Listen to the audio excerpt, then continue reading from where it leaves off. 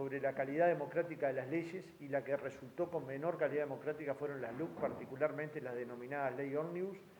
Esta ley, como habrán visto, Botinelli le llama ferrocarril porque en un ómnibus no entrarían tantos proyectos de ley. Luego está el contenido, un nuevo régimen de alquileres sin garantía, que al inquilino lo pueden echar en 7 días si es mal pagador y en un mes si es buen pagador. Esto el doctor Sereta le llama vivir en un campamento o en un refugio. Imaginemos si alguno de nosotros quisiera que sus hijos o alguno de nosotros viviera en un refugio o en un campamento. Cuestión que utilizamos simplemente para vacacionar y unos pocos días en el año. Porque no da certeza, porque no da hogar, porque no construye hogar. Luego en la educación vimos cómo hicieron desaparecer en semanas un consejo como el Consejo de Educación Primaria, que con Roque conocemos bien, que tiene más de 100 años de historia. No pensemos que es un invento progresista, 100 años de historia. ¿Cómo estaba conformado ese consejo? 3 miembros, 3 maestras o maestros con más de 10 años de trayectoria docente. Secundaria y la UTU, lo mismo. Lo dejaron en una dirección general. ¿Ustedes se imaginan la administración de 30.000 maestros, 10.000 funcionarios, 350.000 niños por una sola persona? Sin distribución de tareas, sin intercambio con otros colegas de la misma profesión. Yo creo que los uruguayos, los miembros de la comunidad escolar, independientemente de lo que hayan votado, claramente tienen claro que estos consejos le servían al Uruguay, le servían a la democracia y le servían a la educación pública, gratuita, laica y obligatoria.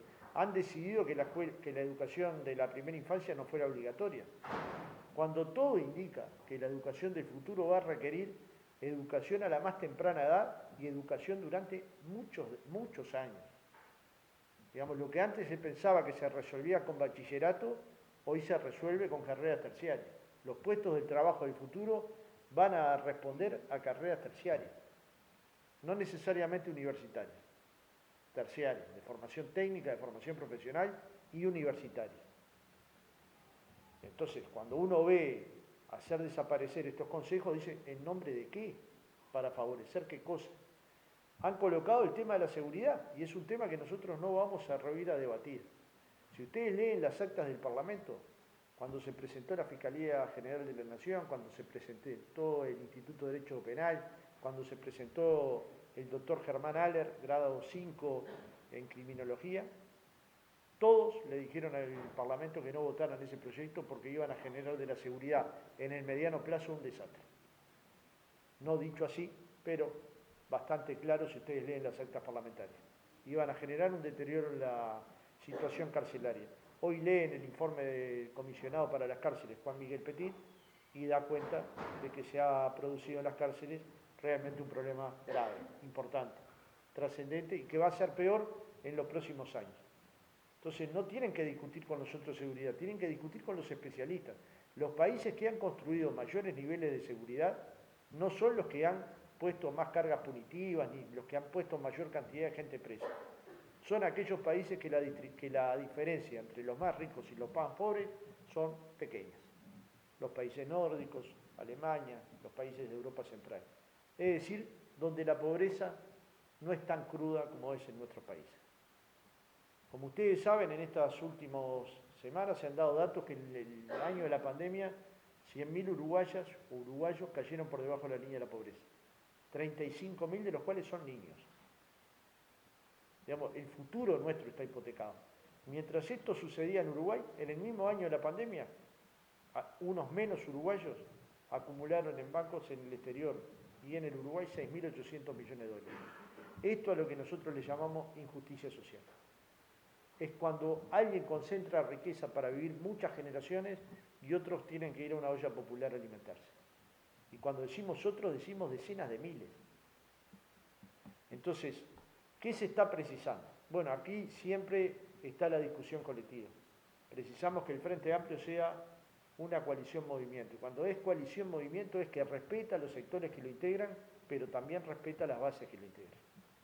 Las bases no son la estructura que pinta carteles, cuelga pasacalle, no, la base es una discusión política que genera experiencia, que genera conocimiento, que habla con el vecino, que intercambia con la vecina, que conoce de su trabajo, que conoce de su territorio, que conoce de las pasiones, con lo cual un compromiso claro que tenemos es establecer un diálogo con nuestros compañeros del interior para conocer las pasiones. Yo las pasiones de Mercedes francamente las conozco ya.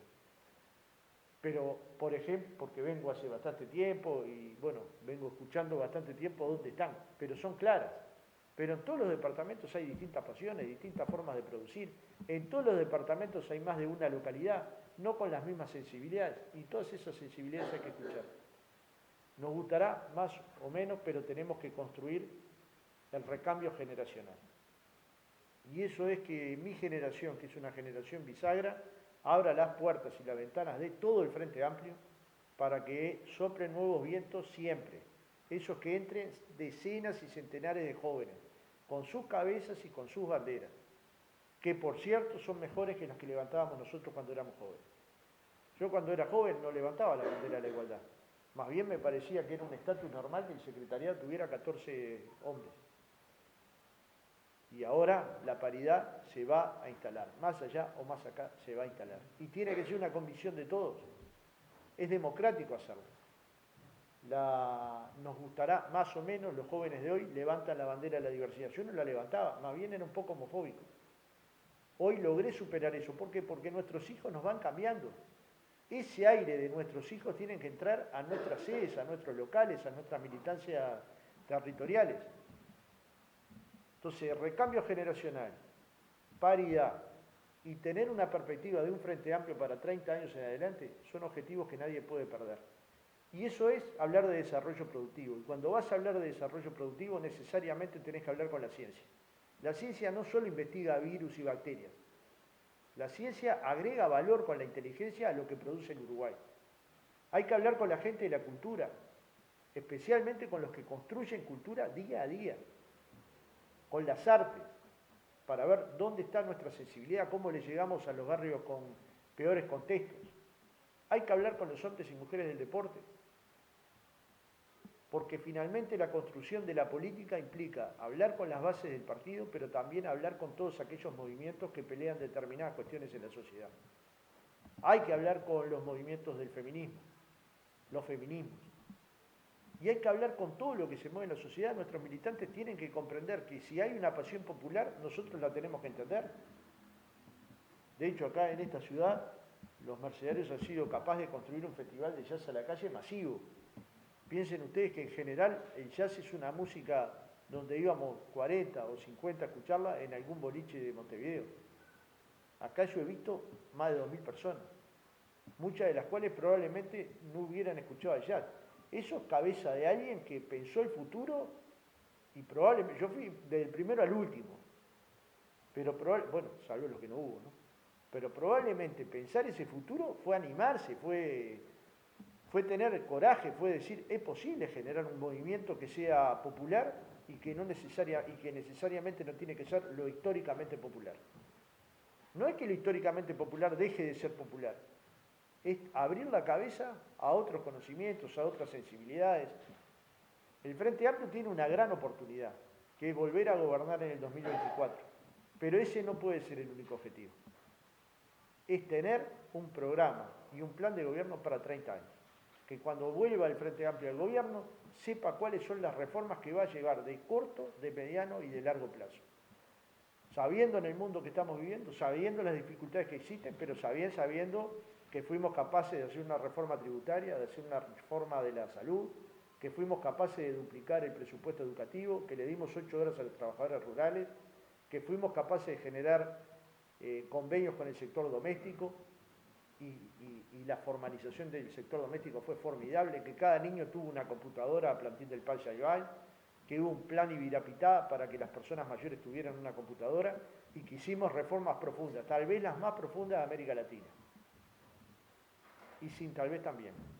Ahora, esas reformas necesitan un nuevo ciclo de reformas. ¿Cuáles son?